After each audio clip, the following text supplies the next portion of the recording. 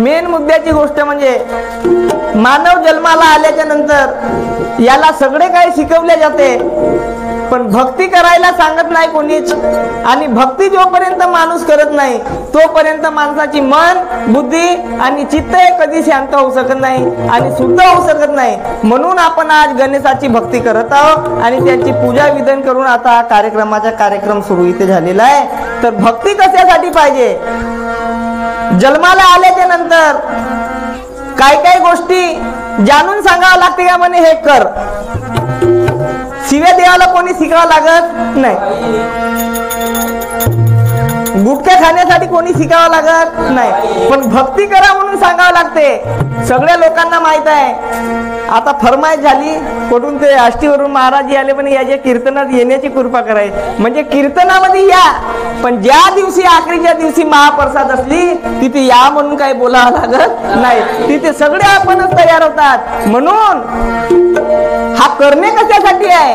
आपला शेवटचा दिवस गोड व्हावा म्हणून सगळे आपण इथे भगवंताच्या भजन करतो. याच्यासाठी केला होता अट्टहास, याच्यासाठी केला होता अट्टहास, ना शेवटचा दिवस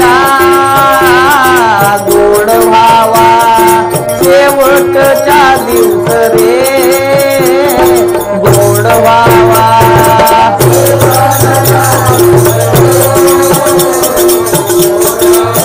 म्हणा शेवटचा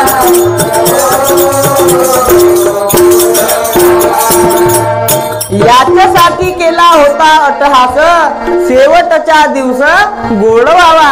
आपण आताचा दिवस गोड नाही, शेवटचा दिवस गोड होईल म्हणून याच्यासाठी आता आपण सगळे इथे जमलेले आहोत. पण पहा काळ विचित्र झालेला आहे. देशाच्या धर्माच्या काम आता म्हातारा माणूस करू शकत नाही. पेंडी म्हातारा उचलते का? नाही, जवान उचलते. लग्न म्हाताऱ्याच्या होते का जवानाच्या होते? जवानाच्या. मग भगवंताच्या भजनात जवान करेल की बुड्ढा करेल? जवानानं केलं पाहिजे. पण करून का राहिले? सद्गुरुनाथ महाराज की जय. आता शरीरामध्ये जवानी आहे तर देवाची आठवण येत नाही. जोपर्यंत आपले हात पाय कान नाक डोळा हे थकत नाही तोपर्यंत देवाची काही भक्ती येत नाही आठवणीत आणि देवाच्या मंदिरी आठवणीत येत नाही. म्हणजे आपण करतो कशी भक्ती? दुःख में सुमरन सब करे, दुःख में करे नको, दुःख में सुमरन सब करे, दुःख में करे नको, जो सुख में सुमरन करे वो दुख काये हो ये रामा, वो दुख काये हो.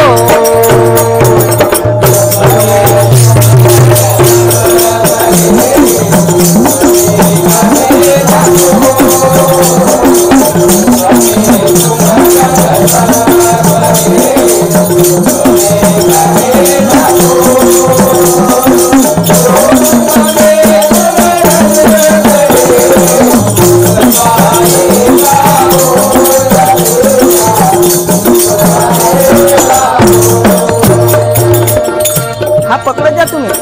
दुख में सुमरन सब करे मगर सुख में करे न कोई, और जो सुख में सुमरन करे वो दुख काये होय. पहा साधा सा उदाहरण आहे. कोणताच मुलगा शाळा शिकत असताना 365 दिवसाचा अभ्यास तो एका घंट्यामध्ये द्यावा लागते. किती घंट्यात? एका घंट्यात. मग आता 365 दिवसाचा अभ्यास काही एका खट्टे आठवणीत राहील का? नाही. त्याच्या चिंतन रोज परीक्षा येण्याच्या अगोदर जोपर्यंत हा त्याच्या चिंतन करत नाही, अभ्यास करत नाही, तुमच्या एमपी मध्ये पढाई करत नाही तोपर्यंत हा लढाईवर जाऊ शकत नाही. तर तसाच हा इथे आपण बसलो कशासाठी?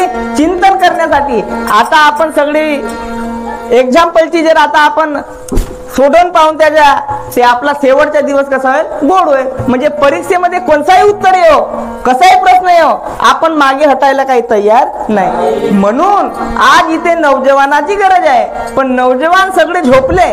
काय झाले? झोपले. आणि सगळे म्हातारे लोक. आता म्हातारे लोकांना कशाची गरज आहे? ही वय भगवंताच्या भजन कीर्तन ऐकण्याची नाही.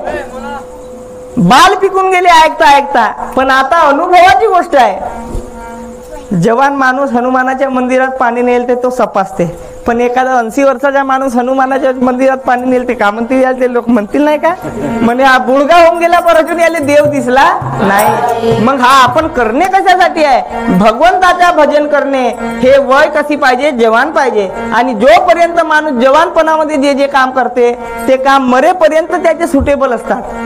जो म्हाताऱ्यापणामध्ये गाडी चालवते तो ट्रक आल्याच्या नंतर त्याला थांबावं लागते, म्हणजे त्याच्यावर विश्वासच नाही राय, मी केवढीवर चालला जाईन काही सांगता येत नाही. पण जो जवानपणामध्ये शिकलेला आहे तो म्हणे अरे किती काही असतील, रेलगाडी येऊन जाईल जवळ पण काही मी तयार नाही.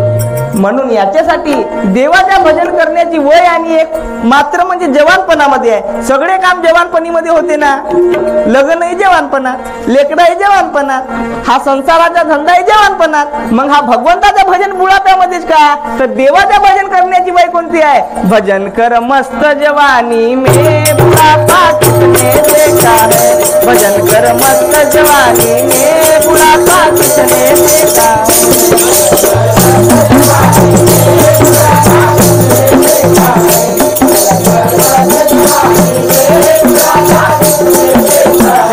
भजन कर मस्त जवानी में बुढ़ापा किसने देखा है, भजन कर मस्त जवानी में बुढ़ापा किसने देखा है,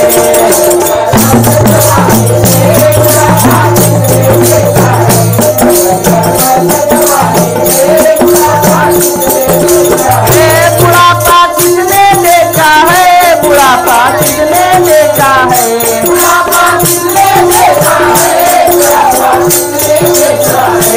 बुढ़ापा किसने देखा है, बुढ़ापा किसने देखा है, बुढ़ापा किसने देखा है, भजन कर मस्त जवानी में बुढ़ापा किसने देखा है, भजन कर मस्त जवानी में बुढ़ापा किसने देखा है।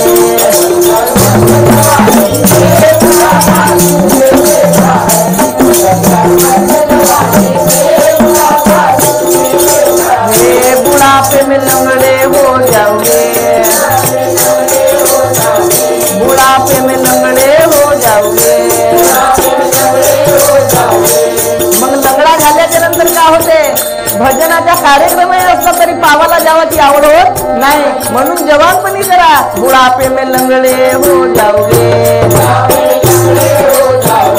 भजन ना सुनने जाओगे. मग करावं का? भजन कर मस्त जवानी में बुढ़ापा किसने देखा है, भजन कर मस्त जवानी में बुढ़ापा किसने देखा है.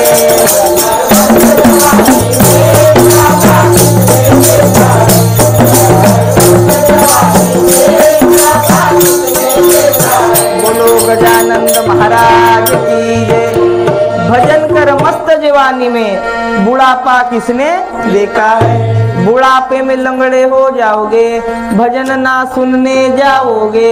भजन कर मस्त जवानी में बुढ़ापा किसने देखा है. बुढ़ाप्याची काही सांगता येत नाही.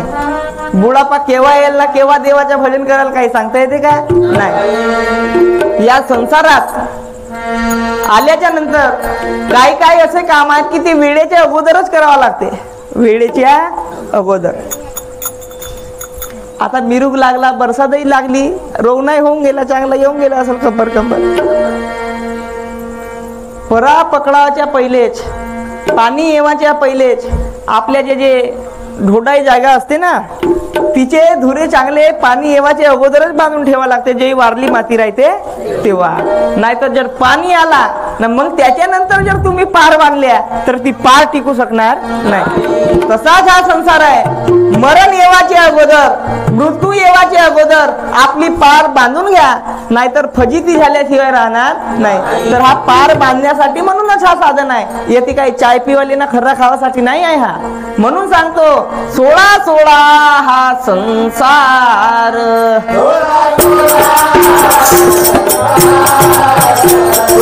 16 हा संसार,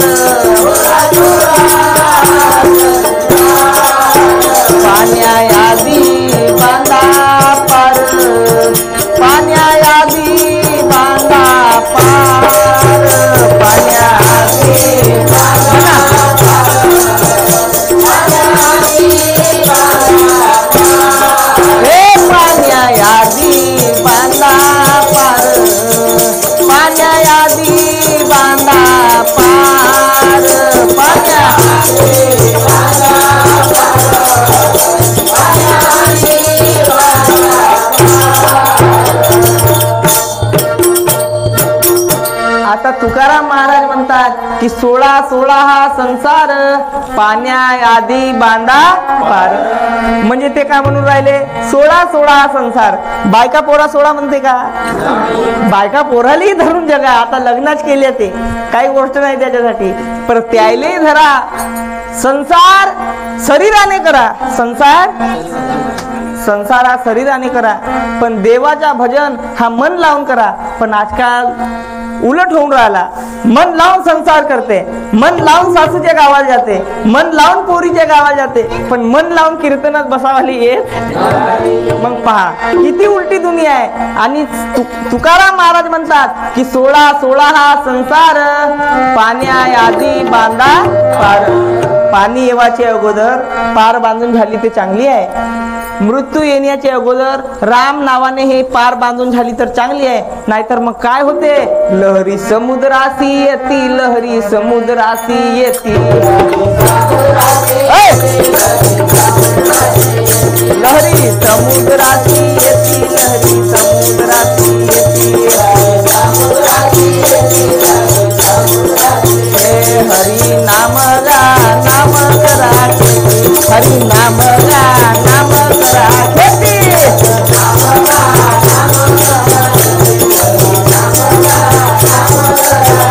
हरी नाम हो नाम करा खेती, हरी नाम गा नाम करा खेती.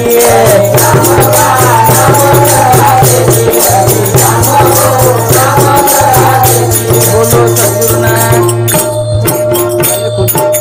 जनाजोड लिवाले देऊन दे, त्याच्या जोड लिहून घेतील. लैरी समुद्रासी येती, हरी नाम करा खेती. तर पहा ए बाई, हा 3.5 हाताचा सागर आहे. काय 3.5 हाताचा सागर ना. हा जो दिसते आहे संसार, हाही एक सागर आहे. सागर आहे 2. याही सागराले लहरी येतात. तऱ्याच्या पाण्याचा जर पाठ निघला, सांड निघला, ते खाल्याच्या जमिनी सुपीक आहेत, म्हणजे त्याची खेती होऊ शकते. पण ज्या दिवशी सांड निघणं बंद झाला तर धान मड्डा झाल्याशिवाय राहणार नाही. तशी ही 3.5 हाताचा सागर आहे. आणि या सागरामधूनही सांड फेकताय, रोज फेकताय. मग हा सांड पाणी जात आहे तर याचा फायदा घेऊन घ्या. नाहीतर एक वेळ सांड पाणी जर पायलीच्या खाली बसला तर खेती होऊ शकणार नाही. म्हणून सांगतात की 16 हा संसार पाण्या आधी बांधा पार. लहरी समुद्रासी येती, हरी नाम करा. मग आता समुद्र ते आहे, लहरी कोटी आहेत. कोणत्या होत लहरी, कोणत्या होती लहरी जी? त्या जसे सीते कशा बांधले लहरी येतात का नाही, पाण्याच्या गोट्यावर फेकते पाणी, तसे हा समुद्र आहे. आणि या समुद्रामध्ये जोपर्यंत ही लहर सुरू आहे तोपर्यंत सगळ्याची इज्जत आहे, सगळ्याची मान आहे, सगळ्याची मर्यादा आहे. ज्या दिवशी लहरी बंद झाल्या तर काय होते म्हणते, आता हा गेला. मग होत कोणत्या लहरी एवढा समजल्याच्या नंतर